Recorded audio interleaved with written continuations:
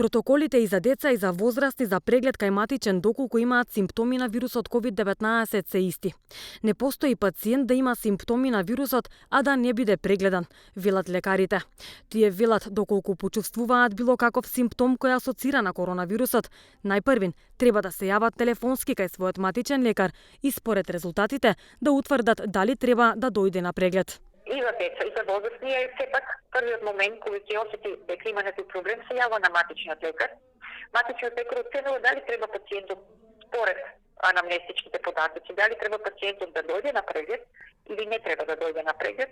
Меѓутоа во мојата пракса јас обавезно ги прегледам пациентите и после спрема клиничките податоци, спрема симптомите, закажуваме нели тестирање на пациентите. Сега за всеки ги имат тие брзите тестови, кај што резултатите излекуваат за 15 минути, или имаме со PCR техника, каде што практично резултатот го имаме за 24 часа. Откако ќе биде меѓувремено додека да се добијат тестовите и едниот и другиот, тој пациент сумнителен на ковид треба самиот да биде свесен дека треба да биде во изолација за да не дојде за да не зарази поголем број на лица, значи да биде во една колку може да биде поизолиран, секогаш со маска на дистанца од било кој, за да не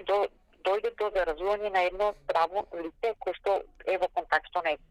Откако ќе дојде нели тестот, за разлика од тоа дали е позитивен или негативен, понатаму секојдневно ги контактираме пациентите, секојдневно практично се интересираме за нивната здравствена состојба, по потреба ги правиме повторно крвни параметри, крвни анализи правиме, ги гледаме крвните параметри, каде што ни се посебно потребни, имаме неколку специфични крвни параметри кои ни укажуваат тежината на болеста, ги следиме и некаде 7, 8 до 9 ден на тие пациенти кои што веќе имале покажани симптоми, кои што не е асимптоматска инфекцијата,